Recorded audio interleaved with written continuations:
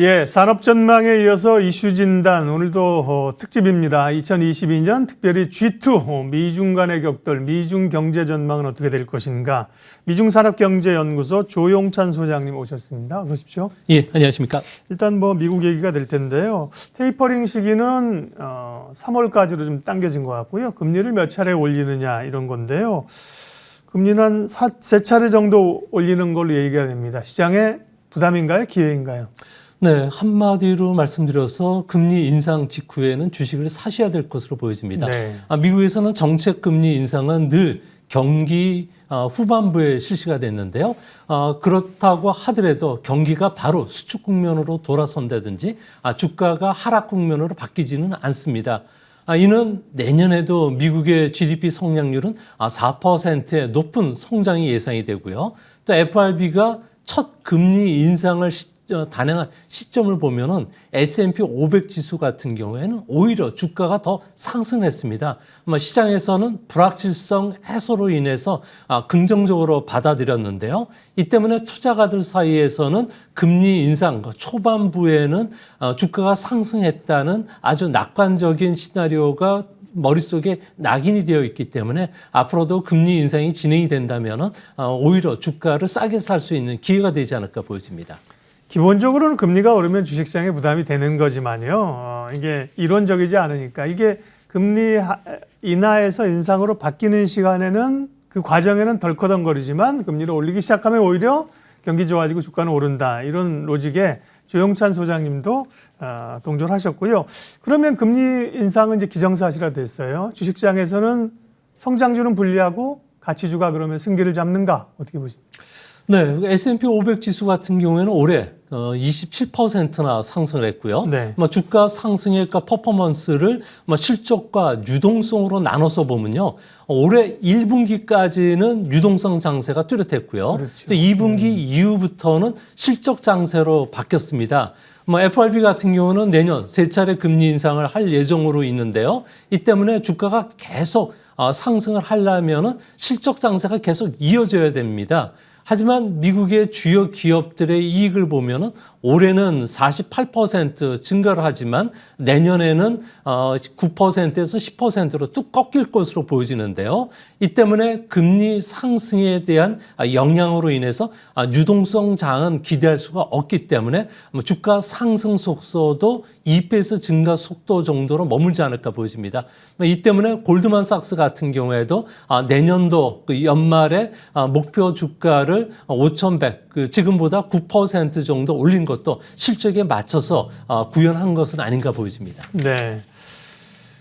최근에 미국의 주가 상승 요인을 유동성, 돈의 힘에 의한 요인과 실적에 의한 요인으로 분석을 하는 자료는 처음 보는데요. 아주 어떻게 분석했나 궁금합니다. 그러면 실제로 자금들은 어떻게 움직입니까? 특별히 이제 ETF 같은 게 활성화되면서 돈들의 흐름들도 좀 성장주에서 가치주로 가나요?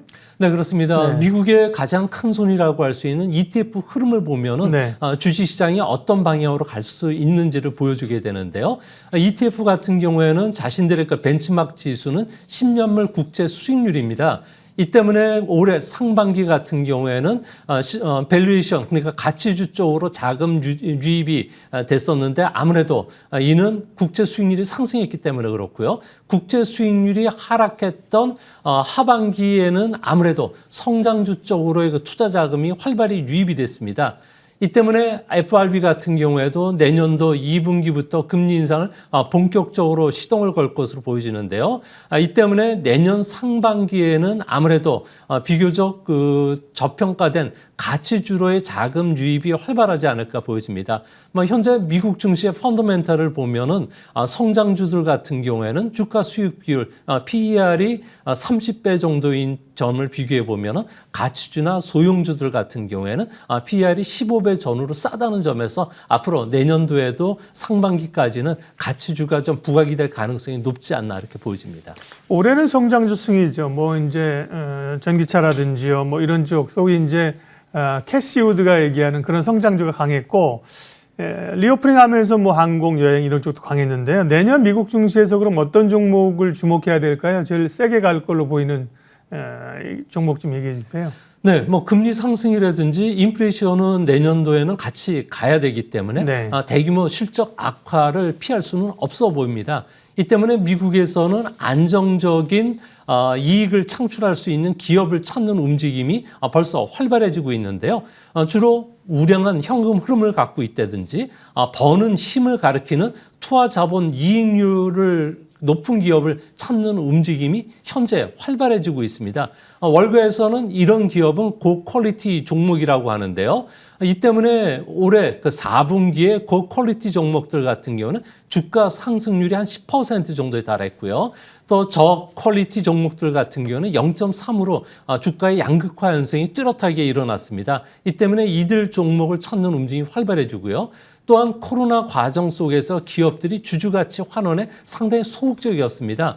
내년도에는 이 그 주주가치 환원을 적극적으로 활성화시킬 것으로 보여진다는 점에서 자사주 매입 기업이라든지 그리고 배당을 많이 해주는 기업들을 찾는 움직임도 좀 더 빨라지지 않을까 보여집니다. 네. 미국 이슈도 챙겨볼 건 많지만요. 중국 얘기를 해야 되기 때문에 미국 상황은 오늘은 이 정도 하고요. 오늘 이제 미중 경제 전망을 같이 해야 됩니다. 중국은 증시 흐름이 이제 그래서 대체로 올해 우리랑 좀 비슷한 것 같아요. 지금 이제 상해 지수는 한 연간 기준으로 하면 4% 정도 올라서 진행되고 있는데 내년 중국 증시는 전망 어떻게 하세요? 네, 중국 증시와 관련해서는 대부분 좀 나쁜 이야기들이 지금 많이 나오고는 있지만 네. 뭐 증시 격언에 강세장은 공포의 벽을 타고 오른다는 이야기가 있습니다. 그렇죠. 내년도에는 1분기 중국은 분명히 마이너스 성장을 할 수밖에 없는 상황인데 외국인들은 오히려 12월 달에 들어와서 중국 증시에서 15조 원 이상 순매수를 해주고 있습니다. 계속 순매수세를 높이는 것은 미국 증시가 조정 국면에 들어오기 때문에 미국 증시와의 상관관계가 가장 낮은 데를 초점을 맞춰서 포트폴리오를 다변화하는 분산 투자 차원으로 진행이 되는 것으로 보여지고요. 또 중국 증시는 정책 시장이라는 말처럼 내년도에는 통제에서 규제로 바뀌게 되고요. 또한 주식시장도 IPO 등록제가 실시되고 저축의 기능을 강조한 주식의 그 시장과 관련된 개혁 작업들이 속도를 낼 것이라고 합니다. 이 때문에 MSCI라든지 FTSE 같이 국제 그 포트폴리오를 추구하는 이런 기업들 같은 경우에는 앞으로도 중국 비중을 계속 높일 것으로 보여지고요. 또 중국 그 격언에도 덤비는 물고기가 낚인다는 이야기가 있습니다. 아무래도 미중 그 패권 경쟁 속에서 자체 공급망 자립화를 추진하고 있는 반도체라든지 탄소와 관련된 기업이 내년도에도 계속 부각이 될 가능성이 높지 않나 보여집니다. 네. 뭐 누차례 말씀을 하셨고 또 연초 내년에도 짚어주시겠지만 내년에는 이제 중국의 공산당 당대회가 이제 예정돼 있고요. 최근에 통화정책 기조를 보면 기준금리를 지준율 이어서 기준금리 낮췄고 금리를 더 낮추는 완화적 통화정책으로 간다는 기조입니다. 중국의 그 완화적 통화정책 기조의 영향 그리고 금리를 내리면 위안화 가치가 떨어져야 되는데 오히려 위안화 가치가 강하다고요? 그건 또 왜 그렇습니까? 네, 그 인민은행 같은 경우에는 전격적으로 금리를 또 한번 낮췄는데요. 네. 낮춘 이유는 어나운스먼트 효과죠. 정책 방향이 이렇게 바뀌었으니까 투자가들 같은 경우에는 안심하고 투자를 하고 그리고 기업들 같은 경우에도 고용을 좀 확대하라는 이런 그 시사점을 갖고 있는 것으로 보여집니다. 뭐 중국 같은 경우에는 뭐 코로나 문제, 뭐 저출산, 고령화, 부동산 가격 하락, 공동 부유에 따라서 내년도에도 상당히 경제가 좀 안 좋을 것으로 보여지는데요. 그런 그 차이나 리스크 속에서도 오히려 위엔화 같은 경우는 1달러에 6.34에서 6.37 위엔으로 3년 만에 최고치를 기록할 정도로 강세가 진행이 되고 있습니다. 아무래도 해외에서 투자 목적의 자금들이 유입이 되고 있는데요.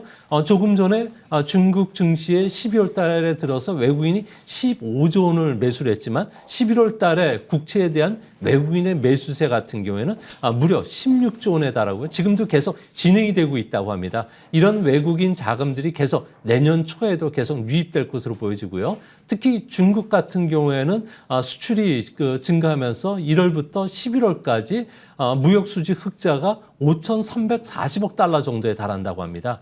이 때문에 수출 기업을 중심으로 해서 내년 춘절에 따른 자금 확보 그리고 연말 결제자금 수요들이 한꺼번에 몰리고 있기 때문에 뭐 유엔화 강세에 따른 외국인의 투자 자금까지 유입이 되면서 경제는 안 좋아도 주식시장은 상대적으로 조금 좋아지는 이런 국면이 내년 초에도 계속 진행이 될 것으로 보여집니다. 네, 그러게요. 위안화 환율 추이도 친절하게 이제 방향까지 설명해 주셨는데 금리를 낮추면 위안화가 약해야 되는데 강하게 갑니다. 그러니까 내년은 소장님 동계올림픽 연초에 있고 그다음에 당대회가 10월인가요?